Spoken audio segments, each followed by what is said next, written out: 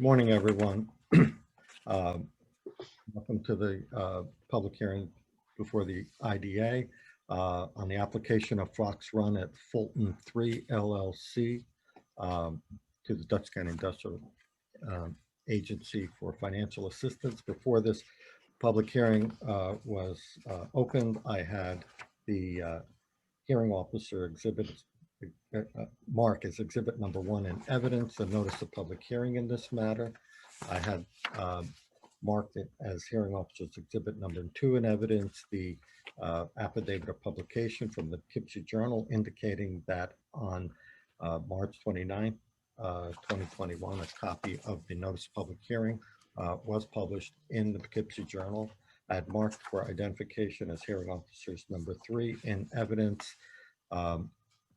the affidavit of Jenna Jones indicating that on March 26, 2021, a copy of the notice of public hearing was served upon Honorable John J. Baisley, Town Supervisor of the Town of Poughkeepsie, Mrs. Aviva Kafka, the Superintendent of Schools of the Hyde Park Central School District, and the Honorable Marcus J. Molinaro, the Dutchess County Executive. I had marked as hearing officers exhibit number 4 in evidence, the March 24th, 2021 letter of Mark Doyle, the Vice Chairman of the Dutchess County IDA, indicating that I was authorized to conduct this public hearing on behalf of the IDA. And with that, I will now open the public hearing. Kelly Leibold, would you now, you're here representing the applicant in this matter? Yes, I am Kelly Leibold with KARC Planning, and I'm representing the applicant on this request. We are seeking sales tax and mortgage tax exemption only on this project. We are not seeking a pilot. This is a new project located in the town of Poughkeepsie on Fulton Avenue. It is a multifamily apartment complex that was scheduled to be built in 2019 and into 2020. As presented last month, once COVID hit, we were reestablishing our budgets for this project. And as with many of the other projects before you, construction costs have varied and risen significantly. And therefore, we were seeking the mortgage tax and sales tax exemption. The mortgage tax exemption was $116,000, and the sales tax exemption, which was amended subject to the comments that were received at the last meeting, to $969,000. We have communicated with the town of Poughkeepsie, even though not required for this project, and I have discussed this project with the town assessor. This property will pay full taxes in the town of Poughkeepsie and all of the special districts and to the school district. So again, just the sales tax and the mortgage tax exemption. Okay. You have anything? Do you have anything that will you want to add to that? You've indicated on page 19 of the application that you're that the number of jobs involved are 2. Yes. Yep, we do. Although in addition to the construction jobs that will be created for this project, we do anticipate that there'll be 2 new positions, which will be management and other, which is really the outdoor landscaping and property management. So 2 new positions at a minimum, we believe, will be created as part of this project. Do you know how many construction jobs be created? I don't. I think we had indicated 150. Yes, on our application we said approximately 100 to 150. Okay, fine. Any other okay comments from you? First of all, Ms. Leibold? No, that's all that I have. Thank you. All right, Mr. Beretta, I know that you've submitted something in writing to the board. If you have anything you would like to add. Yeah, sure. Good morning. Thank you for the opportunity to speak. Yeah, let me just give a little summary of what overall, I'm in opposition of the financial relief that is being requested. I do feel that this is a transfer of tax burden to other tax-paying public.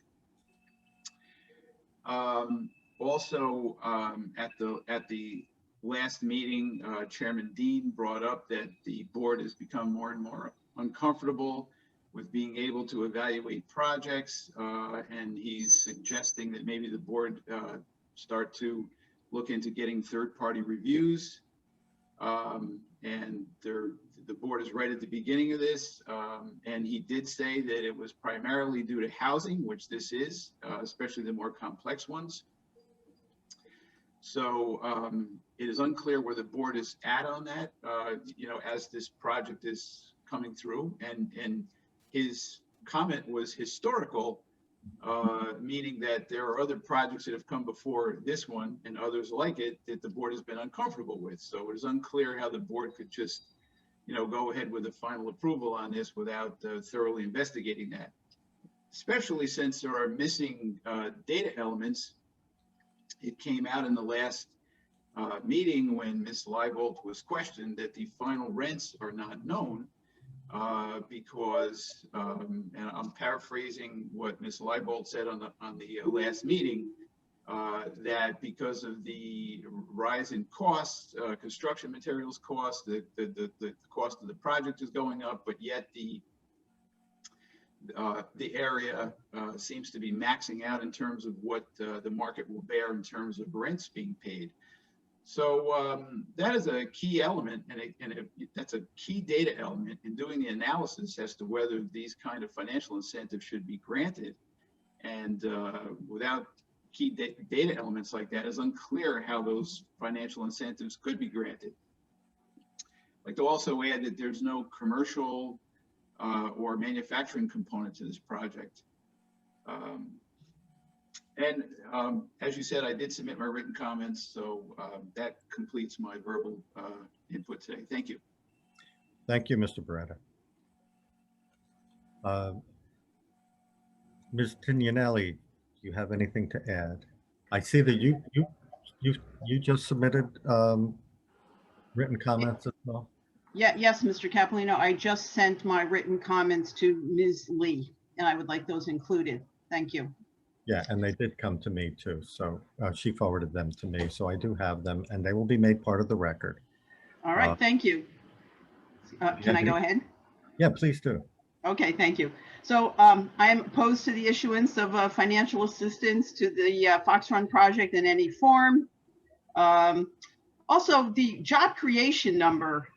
So at the March 19th meeting of the IDA, about 90 seconds into the audio, if you wanted to listen, you could hear Ms. Lee state that there would be a, quote, creation of 3 jobs, unquote. So the application materials say 2 jobs. So I'm not sure, while it was stated that there would be 3 jobs. And again, the IDA is supposed to be tracking job numbers, and, accurate job numbers are necessary for clawbacks and recaptures. So it should be clearly stated what the job number is supposed to be. And again, to note that there is no commercial or manufacturing component to this. That's why the minuscule number of jobs are to be created, and that the tax exemptions are associated with the building of 69 residential units.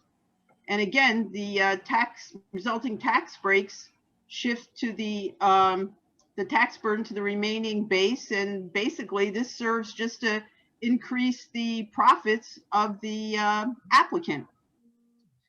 So the other thing I'd like to mention is that one of the benefits when these abatements are given is that future sales tax revenue. Well, one of the things that isn't mentioned is the current assessed value versus the estimated new value afterwards. And it doesn't take into account that applicants often challenge their assessments. And some of you may be aware that Fox Run, in a previous version, did exactly this. In 2017, they challenged their assessment in the case known as Fox Run at Fulton LLC versus Town of Poughkeepsie, which was tried in the filed with the Dutchess County Supreme Court, index number 2017-51707. And the applicant asked that the assessed value of $22,600,000 be reduced to $6 million. So you tout that this is going to increase the value of the property once it's built on, and then the applicant turns around and challenges that assessment with the town. So you really don't get the taxes a lot of times on the value that the assessed value that you're claiming. Again, many inconsistencies in the application packet. I'll name just one of them. The short environmental assessment form is woefully inadequate. Part 1 of the EAF that was to be filled out by the applicant was totally blank, except for the undated signature of Ms. Leibold on page 3, attesting to the fact that information provided was accurate. So the IDA asks them to fill out a short form EAF, and the part 1 that was to be filled out by the applicant, at least the version posted on the website, was totally blank, except for an undated signature. And there's many EAF discrepancies, even one by the lead agency, where part 2, out of 11 questions, only 1 was answered. It's not clear why that 1 was answered, and this was not a case of where you only had to answer if it was yes or no, based on the yes or no. So again, the EAF. And regarding inconsistencies, the project name is very inconsistent throughout documents. The EAF calls it Fulton Landing Fox Run Building A. Another section of the EAF calls it Fulton Landing. The hearing notice calls it Fox Run at Fulton 3 LLC. The application does not include the Fulton 3 part. So again, many inconsistencies. But bottom line is, it seems that this family-owned, privately held real estate company would be able to absorb, in my opinion, these costs without asking for financial assistance from the IDA and the taxpayers of the county. Thank you. All right, thank you. All right. Anything else? Does anybody want to add anything? All right, with that, I will now close the public hearing and thank you all. Thank you.